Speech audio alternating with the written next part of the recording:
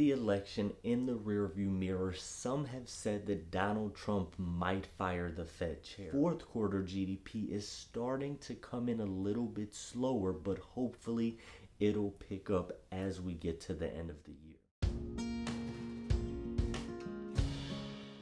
The Federal Reserve has officially cut interest rates at consecutive meetings. Now, the Federal Reserve just cut interest rates by a quarter point. Now, in this video, we're going to discuss this interest rate cut by the Feds.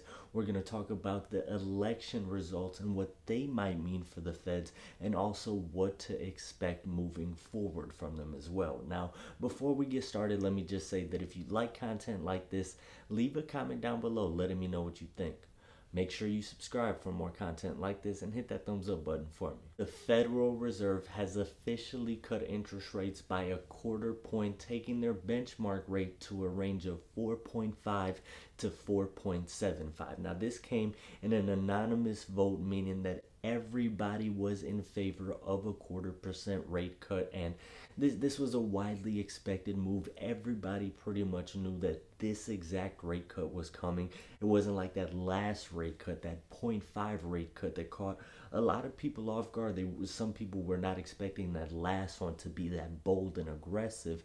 Well, this one being a quarter point, it was pretty much penciled in from the beginning, and the stock market responded very favorably to the rate cut, with the S&P 500 closing at a record high today. Now, the Fed has made it clear that supporting the labor market is just as important as fighting inflation is right now, and that is why they are cutting interest rates. And the labor market, it's a little weird. It's depending on the reporting that you're getting. Now, the October numbers that we just seen looked really bad, with only 12,000 jobs added.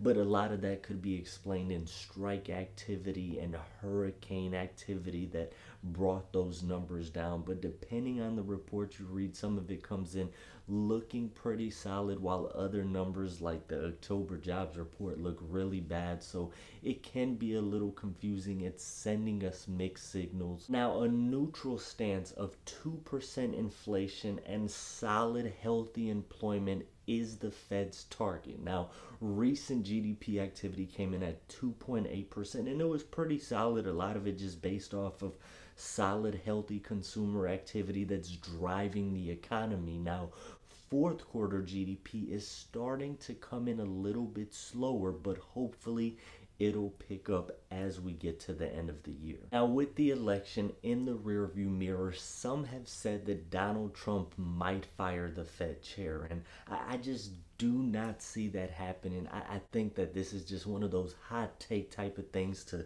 get headlines, to get people to view and watch your stuff. I made a video a few months ago specifically on this topic and different things that Donald Trump has said about the Fed, and about Jerome Powell specifically, as he's the one speaking and getting the majority of the attention. And he basically said that as long as the Fed is doing a good job and the economy is in a good place, that he has no reason to step in or do anything with them. He just wants to see the economy doing good. And with the way that the numbers are right now, I think that we are pretty much in that situation. It's the Federal Reserve is more than likely, in my opinion, to cut interest rates again in December, another 0.25%. So that'll be a full percentage point over the course of this year. That is what I think that they will do, and possibly in January they might slow down and they might just kind of let the numbers flow and see what it actually did to the economy. But I think that with the way the GDP is going, with the employment numbers, inflation kind of moderating and being where it is right now, I don't think that the Fed is gonna get fired or anything crazy, any of those type of takes. And I do think that they are gonna cut interest rates again at their next meeting in December.